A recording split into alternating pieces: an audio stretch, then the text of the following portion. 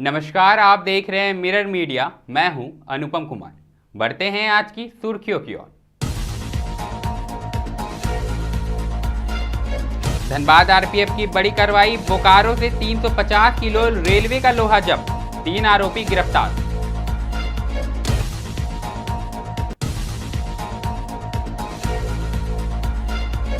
Kharsawan police ने 10 लाख के चोरी के मोबाइल के साथ युवक को किया गिरफ्तार। लंबे समय से लोगों को बना रहा था शिकार।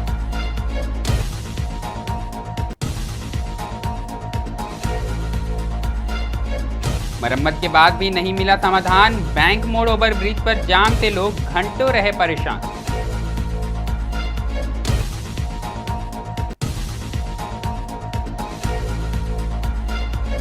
हजारीबाग में कृषि के क्षेत्र में नई क्रांति, किसान ने ग्राफ्टिंग तकनीक से बरसात में टमाटर की बढ़ाई उपज।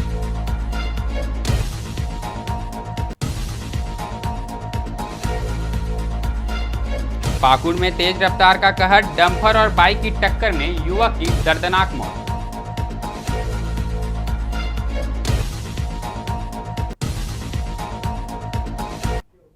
अब खबरें विस्तार से। सबसे पहले बात हम धनबाद की करेंगे, जहां आरपीएफ और सीआईबी की टीम ने बोकारो के सेक्टर 9 के कबाड़ी गोदाम में छापेमारी कर 3 लोगों को गिरफ्तार कर 350 किलो रेलवे का लोहा और एक पिकअप वैन भी जब्त किया है। पकड़े गए चोरों में मुंगेर निवासी गौतम उर्फ नेपाली, पुरलिया के जयदेव बावरी और बोकारो के 16 वर्षीय नाबालिग शामिल है। रेलवे के अधिकारियों ने बताया कि लोहा चोरी की सूचना पर स्थानीय पुलिस के साथ सेक्टर 9 में कृष्णा गुप्ता के कबाड़ी गोदाम और गैराज की जांच की गई। जांच में पिकअप वैन से 3 लोगों को रेलवे का लोहा CST 9 प्लेट के टुकड़े उतारते पाया गया। पूछताछ में उन्होंने बताया कि अकलू का सेक्टर 9 व दुग्धा सिंधु कानू चौक के पास कबाड़ी गोदाम है, जहां अकलू के कहने पर ही गोदाम संचालक लाल साव द्वारा पिकअप वैन से लोहा अनलोड कर रहे थे। उसकी निशानदेही पर दुग्धा के गोदाम में भी छापेमारी की गई। फिलहाल अकलू और लालू दोनों फरार हो गए हैं। अकलू के विरुद्ध पूर्व में भी रेल लाइन की चोरी का मामला दर्ज है। तीनों को फिलहाल कोर्ट में प्रस्तुत किया गया, जहां 2 को जेल और एक नाबालिग को बाल सुधार गृह भेजा गया है। अगली खबर सरायकेला खरसावां से है, जहां मोबाइल चोरी के मामले में बड़ी सफलता मिली है। पुलिस ने आमदा ओपी क्षेत्र से एक सातिर मोबाइल चोर को गिरफ्तार कर उसके पास से करीब 10 लाख रुपए मूल्य के 62 मोबाइल फोन, एक टैब और 2 लैपटॉप बरामद किए हैं। गिरफ्तार आरोपी की पहचान हिमांशु मोदी उर्फ रचित के रूप में हुई है, जो बड़ा आमदा गांव का रहने वाला है। जानकारी के अनुसार अनुमंडल पुलिस अधिकारी समीर सवैया ने बताया कि पुलिस अधीक्षक को 13 जुलाई को गुप्त सूचना मिली थी कि बड़ा आमदा गांव में एक युवक चोरी के मोबाइलों की खरीद बिक्री करता है, जिसके बाद छापेमारी कर आरोपी को गिरफ्तार किया गया।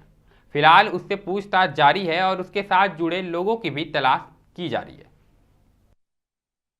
आमदा ओपी अंतर्गत बड़ा आमदा गांव के रहने वाले हिमांशु मोदी द्वारा चोरी का मोबाइल रखा गया है।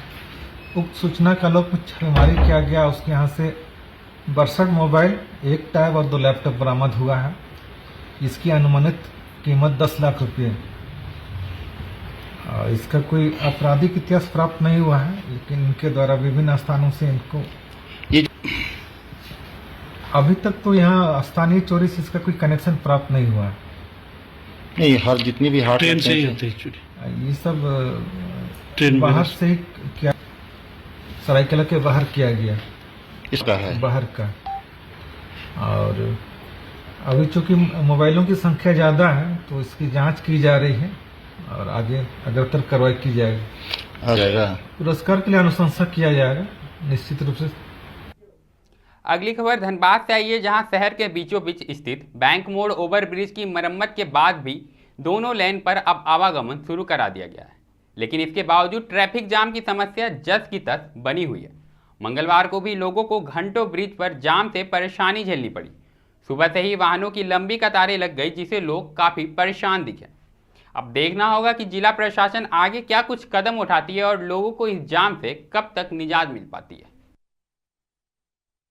हजारीबाग के नगड़ी गांव के किसान राजेंद्र टुड्डू ने टमाटर की खेती में ग्राफ्टिंग तकनीक अपनाकर बड़ा नवाचार किया। उन्होंने 60,000 पौधे तैयार किए, जो लगभग 50 एकड़ में लगाए जाएंगे। ग्राफ्टिंग विधि में टमाटर के तने को बैंगन की जड़ से जोड़ा जाता है, जिससे पौधे बरसात में भी नहीं सड़ते।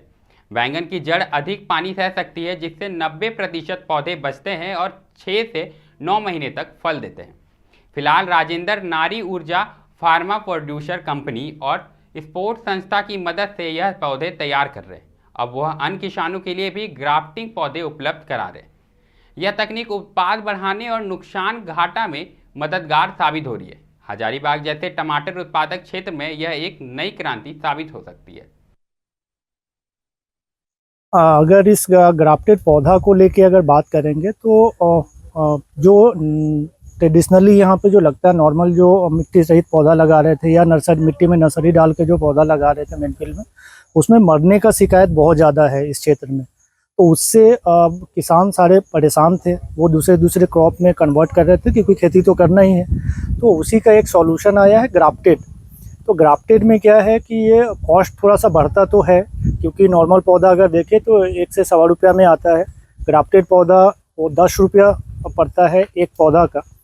तो उसमें है कि सारा मेहनत कर लेते हैं लोग, सारा इनपुट डालना है वो डाल लेते हैं, फ्लावरिंग के टाइम पे वो बिल्ड के लगने से वो मरने लगता था। तो उसमें उनका जो जितना भी लागत था वो जीरो हो जा रहा था। हमारे पोलवस में ग्राफ्टिंग हो रहा लो, तो मैं नीचे बैगन के हो और ऊपर टमाटर के, तो दुइयों के जोवेंट करल जाए, तो वह ग्राफ्टिंग हो गलो। और एक से ये फायदा हो कि टमाटर मर जाओ ने तो ये पौधा ना मोरे, मैंने मोरे है कम मोरा है, और ये सबके सब जिंदा हो जाए। और जिंदा होने के बाद एक में फल जैसे बिना ग्राफ्टिंग टमाटर लगो ये, तो वो तो मैंने 3 महीने के अंदर फल करके गाछ में मर जाए। लेकिन ये है कि जिंदा रहो या लंबा समय तक फल रहे, कम से कम 6 महीना तक फल देते रहे, और मार्केट भी मिल जाए कर, मैंने सस्ता से महंगा दोनों रेट मिल जाए। और मर्ज के जो 3 महीने वाला पौधा जो बिना ग्राफ्टेड वाला मर जाओ तो खत्म हो जाए एक ही बार में, तो ये लंबा समय तक ये फल हो। कितना तैयार कर ली पौधा, कितना जमीन अभी तो 60,000 गाछी तैयार कर ली हो। कितना जमीन लगे तो ये तो वही 70 एकड़ लगभग लग जाएगा ये। तो खुश ही तू ये करके? हाँ, ये एकड़ में तो हम खा खुश, वो खुश तो किसान होती ना, जैसे लगे थे सब हम तो गाछी बेचे हुई। अब रुख पाकुड़ का करेंगे, जहां महेशपुर थाना क्षेत्र के पोखरिया बाईपास के पास एक दर्दनाक सड़क हादसे में युवक की मौत हो गई। घटना उस समय घटी जब पाइच बेड़ा निवासी भुवनेश्वर मुर्मू अपनी ससुराल से बाइक से लौट रहा था। रास्ते में एक तेज रफ्तार कोयला लदा डंपर ने उसे जोरदार टक्कर मार दी, जिससे वह डंपर की चपेट में आ गया और उसकी घटनास्थल पर ही मौत हो गई। प्रत्यक्षदर्शियों के अनुसार डंपर की रफ्तार काफ़ी तेज थी और चालक ने अचानक नियंत्रण खो दिया। हादसे के बाद स्थानीय लोगों ने शोर मचाकर डंपर को रुकवाने की कोशिश की, लेकिन तब तक बहुत देर हो चुकी थी। सूचना मिलते ही महेशपुर थाना की पुलिस मौके पर पहुंची और शव को कब्जे में लेकर पोस्टमार्टम के लिए भेज दिया। फिलहाल पुलिस ने डंपर को जब्त कर लिया है और चालक की तलाश जारी है।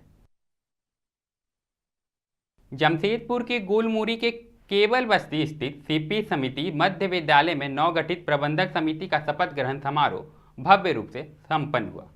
वर्ष 1943 से संचालित यह विद्यालय आज शिक्षा का एक मजबूत केंद्र बन चुका है, जहां लगभग 400 से अधिक बच्चे अध्ययनरत हैं। स्कूल की नींव छत्तीसगढ़ी समाज के लोगों द्वारा रखी गई थी और इसे मध्य विद्यालय से उच्च विद्यालय में रूपांतरित भी किया जा रहा है। नवगठित कमेटी की अध्यक्षता दिनेश कुमार को सौंपी गई है, जिनके नेतृत्व में शपथ ग्रहण कार्यक्रम आयोजित किया गया। समारोह में विधायक पूर्णिमा दास मुख्य अतिथि के रूप में शामिल हुई। उन्होंने नव चयनित पदाधिकारियों को प्रशस्ति पत्र प्रदान करते हुए शिक्षा के क्षेत्र में उनके योगदान की सराहना की। आज़ादी के पहले का ये समाज का स्कूल 1943 में इसकी स्थापना हमारे पूर्वजों ने की थी। अब ये विद्यालय बड़ा स्वरूप ले चुका है। अभी माध्यमिक रूप से क्लास 8 तक विद्यालय संचालित हो रहा है और 9-10 भी हम लोग पढ़ा रहे हैं, लेकिन दूसरे विद्यालय से उसकी परीक्षा भी करा रहे हैं। आने वाले दिनों पर विद्यालय कमेटी की सोच है कि इसको हाई स्कूल में परिणित करें और यहाँ आसपास के बच्चे जो मध्यम वर्गीय परिवार के हैं, जरूरतमंद बच्चे हैं, जो शिक्षा के अभाव में रह जाते हैं, तो ऐसे लोगों को हम सभी लोग जोड़ने का प्रयास कर रहे हैं और निरंतर उन तक गुणवत्तापूर्ण शिक्षा पहुँचे, ऐसा हम सबों का प्रयास है। तो आने वाले दिनों पर उस पर भी हम सभी लोग कार्य करेंगे। विद्यालय विकास की ओर तेजी से अग्रसर है।